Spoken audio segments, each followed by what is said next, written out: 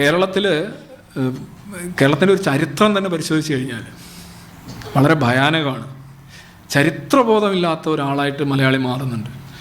1911 മുതൽ 1921 വരെയുള്ള തിരുവിതാംകൂറിലെ ഒരു സെൻസസ് നിങ്ങൾ പരിശോധിച്ച് കഴിഞ്ഞാൽ അവിടെ ഒരു മലയാളിയുടെ ശരാശരി പുരുഷൻ്റെ ആയുസ് എന്ന് പറയുന്നത് 26 വയസ്സാണ്.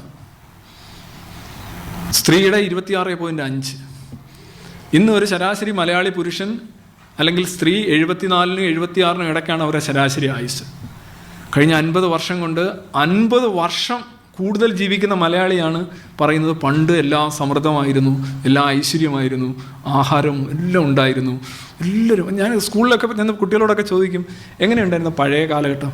അയ്യോ, പഴയ കാലഘട്ടം എന്ന് പറഞ്ഞു കഴിഞ്ഞാൽ മാവേലി നാടുവാണിയിടും കാലം, മനുഷ്യരെല്ലാവരും ഒന്നുപോലെ.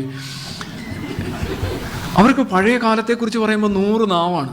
പ്രതീക്ഷകൾ, സമൃദ്ധി, ഐശ്വര്യം, ഭയങ്കര സ്നേഹം ജനങ്ങളെല്ലാം സംബന്ധിച്ച്. ഈ നാടിനെ സംബന്ധിച്ചും അങ്ങനെയുണ്ട്. അതിൽ പറയും ഈ ഗ്രാമഭംഗി, ഗ്രാമത്തിൻ്റെ സുഗന്ധം, തുളസിയില ചൂടിയ പെൺകുട്ടി, ഗ്രാമത്തിൽ എന്തോ നന്മകൾ ഒരുപാടുണ്ട് എന്നുള്ള ഒരു മിഥ്യാധാരണയുണ്ട്. മലയാളി വെച്ച് പുലർത്തുന്ന ഒരു സാധനമാണ് യഥാർത്ഥത്തിൽ ഗ്രാമങ്ങളിലുള്ളവരാണ് പട്ടണങ്ങളിൽ വന്ന് താമസിക്കുന്നത്. അല്ല, പട്ടണങ്ങളിലേക്ക് വരാനായിട്ട് ആളുകളെ ചോയിൽ നിന്ന് ഇറക്കുമതി ചെയ്തതായിട്ട് ചരിത്രമൊന്നുമില്ല.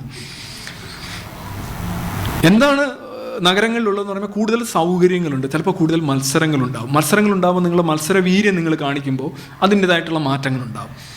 യഥാർത്ഥത്തിൽ ഗ്രാമങ്ങൾ നമ്മുടെ കവികളും നമ്മളുടെ സാംസ്കാരിക നായകന്മാരും ഒക്കെ പാടിപ്പൊഴുത്തുന്നോണം അത്ര കമനീയവും ശാലീനവുമാണോ? എനിക്ക് തോന്നിയിട്ടില്ല. ഇത്രയധികം എല്ലാത്തരം നഗരത്തിലുള്ള എല്ലാ കാര്യങ്ങളും ഗ്രാമങ്ങളിലുണ്ട്. പക്ഷേ അസൂയക്ക് അപവാദം ഇപ്പോൾ നഗരത്തിലൊക്കെ ആണെങ്കിൽ നമ്മൾ പൊതുവിൽ പറയാറുണ്ട്, if you want to know and not to be known live in a city എന്നാണ് പറയുന്നത്.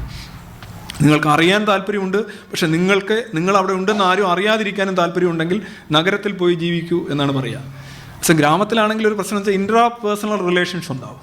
പക്ഷേ നഗരത്തിൽ നിങ്ങൾക്ക് ഒരാളെ ഒറ്റപ്പെടുത്താനോ ബഹിഷ്കരിക്കാനോ ഊരുവിലക്കാനോ സാധിക്കില്ല. പക്ഷേ പല ഗ്രാമങ്ങളിലും അടിസ്ഥാനപരമായിട്ട് നടക്കുന്നത് ഊരുവിലക്കുകളും ബഹിഷ്കരണങ്ങളും. ഈ അടുത്തിടെ തന്നെ ഞാൻ അത്ഭുതപ്പെട്ടു പോയി.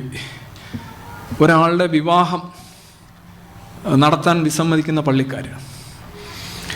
ആ പള്ളിക്കാരെന്ന് പറഞ്ഞാൽ ഇപ്പോൾ പള്ളിക്കാരല്ല നടത്തുന്ന യഥാർത്ഥത്തിൽ വിശ്വാസികൾ എന്ന് പറഞ്ഞാൽ മലയാള ഭാഷയിൽ അതിന് കുഞ്ഞാടുകൾ എന്ന് പറയും. ഈ കുഞ്ഞാടുകളുടെ വലിയ റാലി നടക്കുകയാണ്.